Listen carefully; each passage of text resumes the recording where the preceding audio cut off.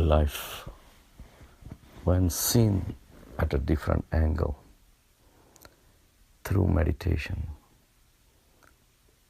life has a totally different appearance.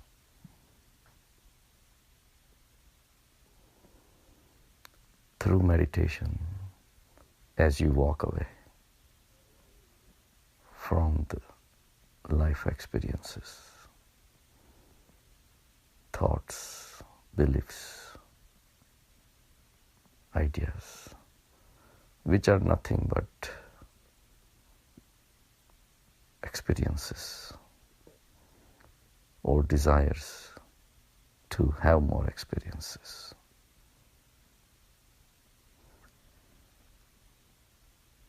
It's a continuous involvement with samsara. It's a continuous activities. Thoughts are the vehicles, and the thoughts are there because you have desire to perform in the society. Mind itself, it's nothing wrong with it, but it's our desires.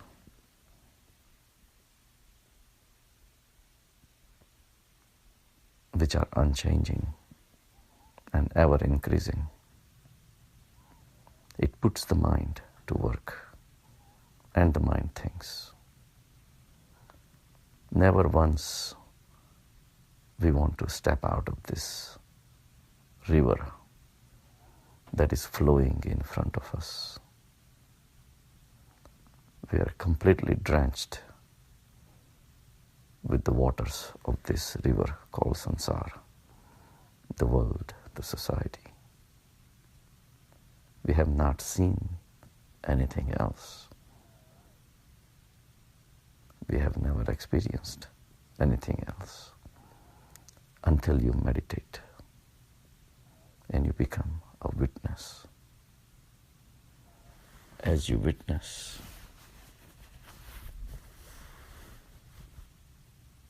you start looking at the witness itself.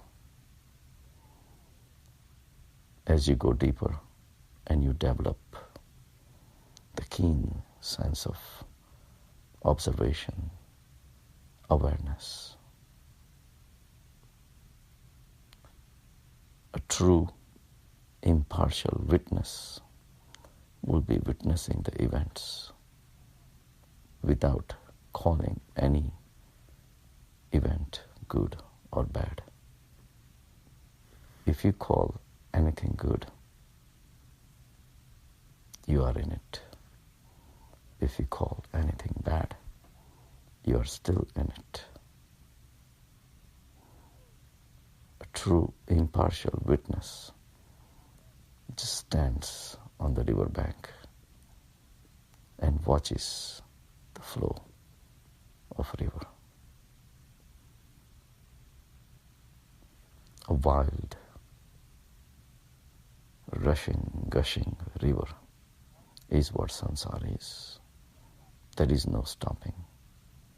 It has its own inner urja, which is driving the samsara with a full force. But there is a safety out of all that. There is a place where you can stand, become steady. That is a position of being a witness. Drashta, drashti. Drashta is the witness. Drashti is the vision. The awareness sharpens that vision and throws the light on the functioning of the samsara, which includes your body and your mind with all its thoughts, ideas, beliefs, everything. Be a witness of everything. Then you are going deeper. You're getting dimension in your existence.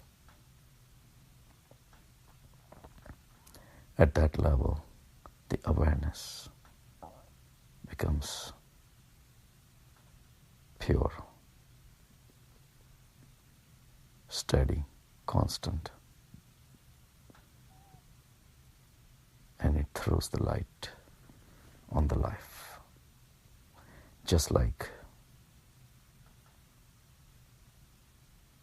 players playing on a soccer field or any field, and the floodlights come on. You are that floodlight with very powerful inner light of awareness, which becomes the source of light. And in this light, the functions of the sansar becomes obvious. Mahavir called the sansar as interplay of Pudgals. Pudgal equates to matter. 2,500 years back, without laboratories, without any instruments, he had diagnosed the world as nothing but Pudgal. And he gave the name Pudgal to even your thoughts, your memories, your ideas, beliefs. He called them Pudgal. Pudgal is a beautiful word. Pud is to add something, and gal is to remove something from its existence.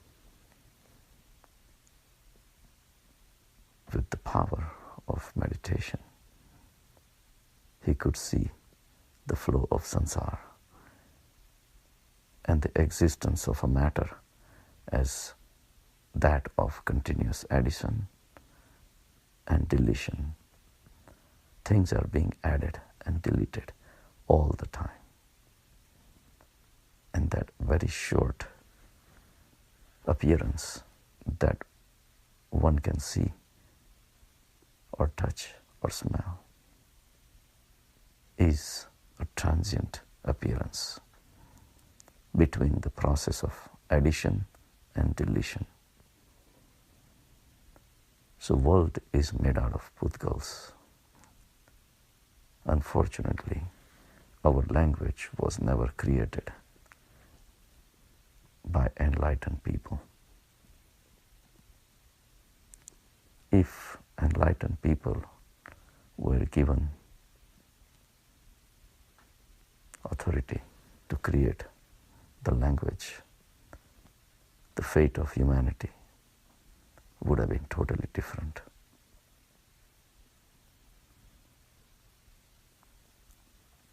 English language calls matter a matter. All that means it can be measured, where you can have the dimensions, the height, the width, the depth. It never takes into account of the time factor, which changes everything.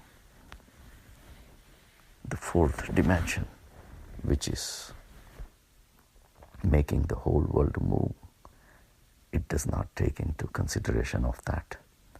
So matter gives you fixed ideas of an object which is in front of you. But Pudgal is a totally different dimension, where the dimension of time is being added.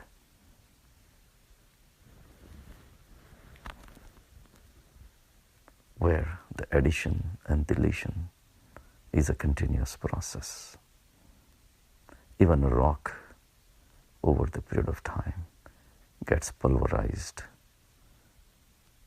into a tiny grain of sand. If you look at a tree, we just call it a tree. But as we speak, there are billions of molecules which are being absorbed from the ground, carried upwards into the top of the tree with all its nutrients, carbon, hydrogen, nitrogen. It makes the appearance of a tree, but billions of molecules of oxygen, water, lots of things, fragrances is being emitted from the tree. So we should not call it a tree. It's a process. We should call it treeing. It, even to a child, will make him aware of a continuous changing of the sansara. A philosopher had said that you cannot step into the same river twice. We give names to the rivers for practicality, but there is nothing steadiness. There is no steadiness about the river. You put your foot once into the river, take it out, and then put in again. In these few seconds, thousands of gallons of water has already passed by. So this continuous change can be witnessed in a steady state by becoming a witness, using your awareness to its fullest. This play of molecules, atoms, and subatomic particles, even down to the quantas, which are supposed to make the whole universe. Quantas are not material. Quantas are packets of energy. So, at the very, very smallest level, we are made out of quantas. Quantas are nothing but energy, and yet the whole world appears solid, and we believe it is solid, despite the fact that science even has proven that we are nothing but energy. And out of this quantas, this whole world is created, and we believe it is real. By the time even we speak the word tree, the tree has changed already. So this change we are not perceiving. And when we are not perceiving the change, we are believing in the solidity of the samsara. And that's our mistake. When we don't perceive the change, we perceive the solid, fixed existence that we can measure, own, tread, fight for it. We can exchange, trade. This opens up the whole typical samsara in front of us. We kill, we hurt, we gain, we think we gain. All these exchanges happen based on belief that you are getting something from this samsara. What are you getting?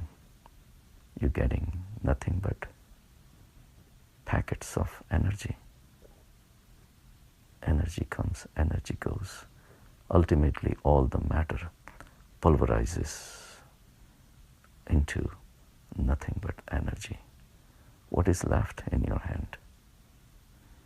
You come in this world and then you leave this world. What are you really taking with you? There is really nothing to gain and nothing to lose. Because what you gained is energy, what you lost is energy. Energy is a flow. How do you own energy? You are a witness. You are an observer. How can you own anything? You are just here to watch the play of samsara unfolding right in front of you, just like a dream. How do you own anything from the dream? Compared to dream, you are real. But compared to samsara, you are also real, except you are not what you think who you are. You are not the body. You are not the mind. You are the witness, existence. All the flow has to happen in the medium, which is steady. Imagine if the river is flowing and the river bank is also flowing with it. How do you find what is river and what's not? You cannot appreciate the flow of the river without the steady river bank or the river bed. So, see the change, observe the change. The one that is observing is you. You are only witnessing the whole phenomenon called life, which is made out of nothing but Pudgals. Your body is Pudgal, your mind is Pudgal, everybody's mind is Pudgal. The whole world, the mountains and the rivers and galaxies, everything is Pudgal. Pudgal is not somewhere you can build your home permanently, but in the existence, by merging with existence, which is always steady, you can call it a home, which will never change because it's not Pudgal. That's the only salvation. That's the only place you can call it your own. Everything else is a Pudgal, which is subject to change.